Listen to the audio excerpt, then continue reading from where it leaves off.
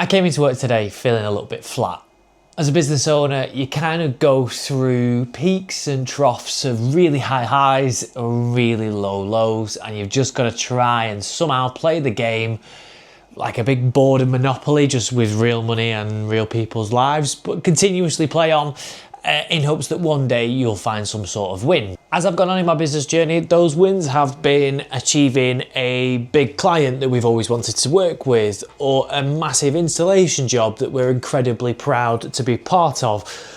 But it also comes with the flip side of that, which is the low lows. I've come in today and received an email that basically explains that we aren't receiving a penny for the work that we did for a customer 18 months ago, maybe 2 years ago now. So I'm going to jump in the van. I'm going to go for a little drive like I always used to as a young lad to clear my head. I'll explain to you a little bit about the job, and we'll probably drive back to the place in which it all started, so I can fill you in on exactly how you can avoid falling into this pitfall. Generally speaking, I kind of consider myself a pretty positive person. Like, the path that I chose in life means that I can't just sit around and kind of dwell on all my woes, because there's just no time to do that. You've constantly got to look for new ways to push forward with the business. We've got to look at new marketing, new advertising, new staff, new ways in which we can dynamically make ourselves better. So what I'm going to try and not do is play into the victim mentality, and we'll just try and use this as a lesson. For those that follow the channel, you'll have seen I posted 2 videos already. We took a lap dancing, pole dancing strip club to court because they refused to pay an invoice that we'd put into them for some work that we'd done. Now, to give you a whistle-stop tour of how this all came about, if you haven't seen the previous videos already, here's a 30-second recap. Over 12 months ago, the business fell a little bit quiet. We weren't getting as many inquiries in, and I turned to a platform that was then called My Builder, I want to say. Now, My Builder was a platform where you could bid on jobs, and if you were successful in being approached for a quote, then they would obviously pay you a nominal fee. Now, there's absolutely nothing wrong with My Builder. The platform, I think, works quite well, although I think the fees attached to it could have been adjusted. But anyway, that's going off on a tangent. We selected a job in Southport where the customer wanted an alarm system fitted. It was before Christmas, and we just didn't have the capacity, we just didn't have the time to take on the job, which meant that they passed it on to somebody else who fitted the alarm system, no problem at all. But they did say at the time there'd be an opportunity to quote for the cameras. Great. A quote for cameras is better than no quote for cameras. So I went out, quoted, and we agreed that we would start work on the cameras on a day rate. Now, day rate meant that they would buy time off us plus the materials, because they wanted to supply the materials, plus a few sundry bits, and we would literally just provide them with manpower to resolve issues that they seemed to have with their camera system. But before we knew it, the job had completely run away with us. The reason I put a day rate price in is because I could see that the customer was very awkward, very difficult to work for. There was a communication barrier between us, which also didn't help. And the long and short of it was they got to the point where they just threw us off the job because they were unhappy on the progress that we were making on it, even though they were continuously changing the scope of works that was involved around doing the job. If you want to find out more about the previous scenario, you can click the pop-out banner and it'll take you to the first video where I explain more. Now, in the UK, when a customer doesn't pay you, there is a few ways that you can go around settling your dispute with them. One of them ways that we chose eventually was through the small claims court. The process through the small claims court means that you first pay a fee, I think, to log the claim. Then it goes to mediation, which they just were laughable in. We'd bought some cable for the job. In fact, we'd bought 5 drums of cable for this job to try and get it over the line because they'd forgotten to, or their cable wasn't going to arrive in time, and we'd started and allocated engineer power, so we just had to supply them with cable at that point. They'd offered just to pay us for the cable we'd used and refused outright to pay the £2,000 invoice for the labour that we had spent while we'd been on this job. During the process of mediation, it runs a little bit like telephone tennis, where the mediator rings you, you put your case forward, then they ring the other party and ask them to put their case forward, and then it's a bit of to and fro in between yous over a series of like an hour and a half, where they'll ring you, you ring, and then wait for another call. It's all a bit mad, really. I think mediation would have worked better had it had been in person, where they collectively dragged us both into a room and just said, like, what's gone on. But I suppose that's kind of the job of the judge, which is the next step that it inevitably moved to. So because mediation broke down, I think there was then another fee applied, where we processed the claim to court, and we would just sat and waited, basically. We sat and waited, and eventually we're given a day in court where we dressed up in a suit and headed out to Preston Crown Court to plead our case in front of a judge. Now, I was worrying a lot over nothing at this point, and you just do. I think it's natural. I'm not a very confrontational person, but I am a fair person, and I was only going in there just to get what was owed to me and nothing more than that. So we attended court. The judge in the room was brilliant. He listened to both sides of the story. I presented a lot more evidence towards the case than the opposing party did. I presented more of a background about how we took the job on and why we took the job on. During that day, I presented evidence, if you can call it that. I'm not really a legal person, but I presented a Facebook post that they had put out, which basically said that they had already had somebody work on the security system, the CCTV system, and that there'd been some sort of damage to it. So they knew that the problems with the CCTV system ran deeper than they originally said on the quote of works. But we were on a day rate, so why should I care about that? We were just literally hired men at that point to just do a job, and I wasn't on price work, which meant I had to commit to anything at all. So we won our legal battle. Essentially, we walked out of that day with a decision from the judge that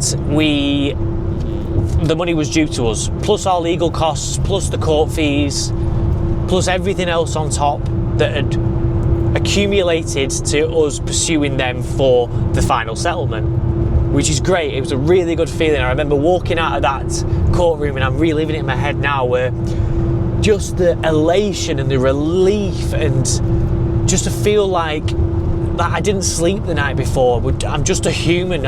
We're business owners and we run businesses, but behind that, everybody's just human. And honestly, the stress leading up to that court case, making sure I had all my documents and everything in order, and yeah, I really didn't sleep well the night before. And in fact, I had to even get up that morning for a networking event, so I was up double early, which probably helped actually, because it just got me out of the house before I needed to go to court. But yes, I remember the elation of just leaving that courthouse and just to have won our case, which in hindsight was rightfully due to us. I still to this day feel like we did a brilliant job in the time that we had and with the materials and the team that that was around us. Now, in the UK, winning a court case doesn't mean you're automatically entitled to that money. There's a whole other process you've got to go through to make sure you follow the right things to obtain your cash, essentially. And we knew they weren't going to play fair. They hadn't fought fair up until this point, so why would they change all of a sudden and just, court case has been lost, let's just hand over the I think it nearly came to £3,000. They actually did the polar opposite, which I thought they might. They actually objected to the claim, which meant it paused the proceedings in terms that I couldn't pursue the money any further until the objection came back. And I knew that was just their tactic to sandbag this, just to delay things. And in the meantime, I'd contacted a debt collection agency who were going to fight this on our behalf, and they would do all the bits and pieces they need to do to get a warrant out for the sheriffs to go and basically knock on the door and collect what's ours. There is other processes you can go through. You can send letters to the directors' houses, you can yeah, you can basically spam them until they acknowledge you, and then you've got to then, they can even come back to mediation if they want to at that point. But I just knew that these guys weren't going to fight fair. I mean, they literally run a lap dancing club. There's no other business that's quite as icky and, well, a bit under the radar, a bit cloak and dagger. There was, however, one card which I thought in the back of my mind they might play, and it would get them out of all of this trouble instantly overnight. And I wasn't sure whether they would play this card on a debt of about £3,000, but I didn't know if they were in debt with other suppliers or if there was other financial strains on that business, which is why really I jumped straight to the sheriffs. But let me go and park up outside the venue where it all began, and I'll tell you exactly what they've done. Just before we get into Southport, if you aren't already subscribed to the channel, now is a great time to do it. It's completely free, and it also allows you to keep up to date with the journey of Harry Solutions, our business, the cameras we install, the trials and tribulations of a business owner from Lancashire. If you're liking this type of content, hit that thumbs up button, drop a comment below. Anyway, let's get back to the video. So here we are in Southport. Not that long ago I parked in this very space. When I came to survey the job, I was in the Skoda at that time, and I walked into this very building. That's where the owner talked me through what he needed doing on the camera system, and we toed and froed over the price, eventually getting to a point where he agreed on the day rate. But things didn't go to plan, did they? And because of the way the structure of limited companies in the UK works, it meant that they could Phoenix. Now, Phoenix basically means that a limited company can close down, and I'm not sure how legal it is to do so, but they close down the business and they divvy up all the assets. But it also means that they can open a brand new business the day after, operating exactly the same, in exactly the same place, using exactly the same customer base. So that's what they did. They Phoenixed the business. And I didn't think they'd do that over a £3,000 debt. But, like I said, I don't know how much debt they were in with other suppliers. Now, I'd like to make it clear, I don't actually know if this building or this business is now under new management. It's pretty much operating under exactly the same name, but in the UK you can have a limited company that trades as another name, so there's nothing stopping them operating as Eccentric but using a different limited company as that vice. So I don't know the new owners, I don't know if they're associated with the old owners, but I'd just like to make it clear that I'm not trying to throw any shade on anybody else's business other than the one that wronged me. But what has it taught us? Well, it actually taught us a very valuable lesson, losing this amount of money to this customer that inevitably I kind of had written off at this point. I mean, we're 18 months, 2 years down the line of not receiving a penny for the work that we've done. But it's meant that we've got tougher on our cash flow. We've got tougher on the customers that we work with, and the customers that we trust will pay us on time. We don't do many just labour only jobs where the customer supplies the equipment, because there's always a squabble over if they've ordered the wrong thing or they think we've suggested to order the wrong thing. If a customer comes to us for a quote, they get a full fit out and they get a professionally installed system. We've also started to implement deposits for jobs that are worth more than, let's say, £3,000 to us, so not a huge amount of money, but it also means that we get a deposit. Sometimes we'll get 3 payments, so we'll get a deposit, we'll get a first payment when we start the job, and a final payment when the customer has signed off the job and agreed that everything is working as it should do, which it always does. I read a quote recently that said, "Losing will teach you a lesson that winning never would have," or something along those lines. And I think in this case it's very true. We needed to lose this situation to learn from it, and I hope in somehow I can also pass on that learning to you. Whether you're just starting out or you've had years and years of experience in business, there'll always be things that are sent to test you, and it's just your challenge to always overcome them. Anyway, I best get back to the office and actually get on with some work. Thank you so much for watching, and I'll catch you next time. Bye.